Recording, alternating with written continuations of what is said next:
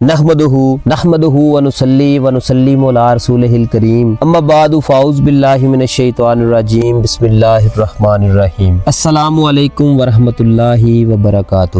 مدینہ کا بازار تھا، گرمی کی شدت اتنی زیادہ تھی کہ لوگ نڈال ہو رہے تھے۔ ایک تاجر اپنے ساتھ ایک غلام کو لیے پریشان کھڑا تھا۔ غلام جو بھی بچہ ہی تھا وہ بھی دھوپ میں کھڑا پسینہ پسینہ ہو رہا تھا۔ تاجر کا سارا مال اچھے داموں بک گیا تھا، بس یہ غلام ہی باقی تھا جسے خریدنے میں کوئی بھی دلچسپی نہیں دکھا رہا تھا۔ تاجر سوچ ہی رہا تھا کہ اس غلام کو خرید کر شاید اس نے گھاٹے کا سودا کیا۔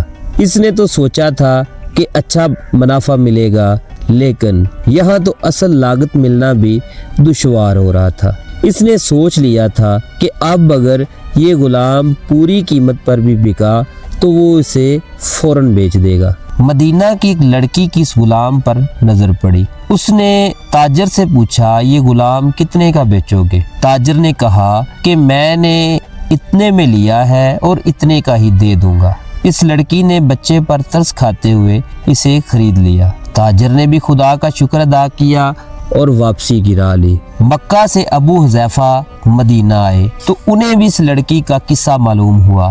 لڑکی کی رحم دلی سے متاثر ہو کر انہوں نے اس کے لیے نکاح کا پیغام بھیجا جو قبول کر لیا گیا۔ یوں واپسی پر وہ لڑکی جس کا نام سبیحہ بن یعار تھا ان کی بیوی بن کر ان کے ہمراہ تھی، اور وہ غلام بھی مالکن کے ساتھ مکہ پہنچ گیا۔ ابو حذیفہ مکہ آ کر اپنے پرانے دوست عثمان بن عفان سے ملے تو انہیں کچھ بدلا ہوا پایا اور ان کے رویے میں سرد مہری محسوس کی۔ انہوں نے اپنے دوست سے استفسار کیا کہ عثمان یہ سرد مہری کیوں؟ تو عثمان بن عفان نے جواب دیا کہ میں نے اسلام قبول کر لیا ہے اور تم ابھی تک مسلمان نہیں ہوئے، تو اب ہماری دوستی کیسے چل سکتی ہے؟ ابو حذیفہ نے کہا تو پھر مجھے بھی محمد صلی اللہ علیہ وآلہ وسلم کے پاس لے چلو اور اسلام میں داخل کر دو جسے تم قبول کر چکے ہو۔ چنانچہ حضرت عثمان رضی اللہ تعالی عنہ نے انہیں نبی کریم صلی اللہ علیہ وآلہ وسلم کی خدمت میں پیش کیا اور وہ کلمہ پڑھ کر دائرہ اسلام میں داخل ہو گئے۔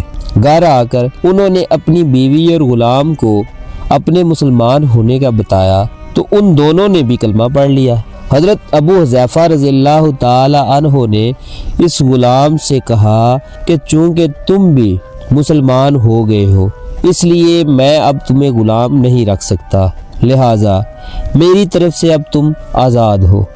غلام نے کہا، آقا میرا اب اس دنیا میں آپ دونوں کے سوا کوئی نہیں ہے، آپ نے تو مجھے آزاد کر دیا تو میں کہاں جاؤں گا؟ حضرت ابو حذیفہ رضی اللہ تعالی عنہ نے اس غلام کو اپنا بیٹا بنا لیا اور اسے اپنے پاس ہی رکھ لیا۔ غلام نے قرآن پاک سیکھنا شروع کر دیا اور کچھ ہی دنوں میں بہت سا قرآن یاد کر لیا، اور وہ جب قرآن پڑھتے بہت ہی خوبصورت لہجے میں پڑھتے۔ ہجرت کے وقت نبی کریم صلی اللہ علیہ وآلہ وسلم کے ساتھ جن صحابہ نے مدینہ کی طرف ہجرت کی، ان میں حضرت عمر رضی اللہ تعالی عنہ کے ساتھ حضرت ابو حذیفہ رضی اللہ تعالی عنہ اور ان کا یہ لے پالک بیٹا بھی تھا۔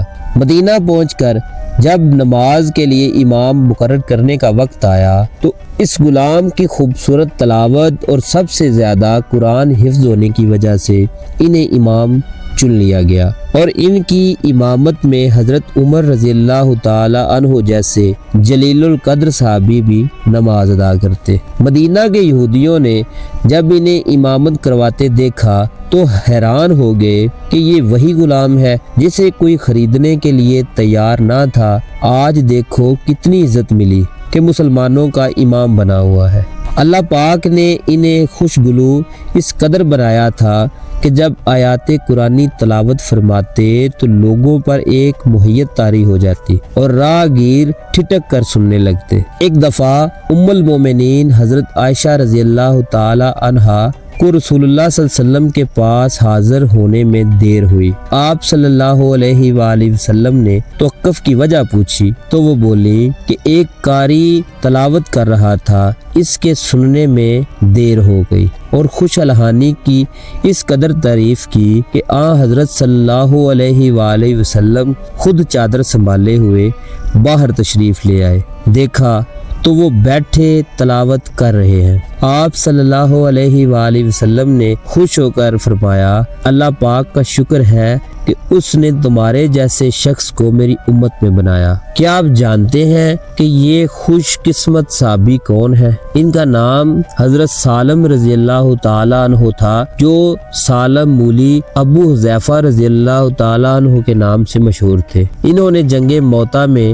جام شہادت نوش کیا۔ اللہ کی کروڑ رحمتیں ہوں ان پر۔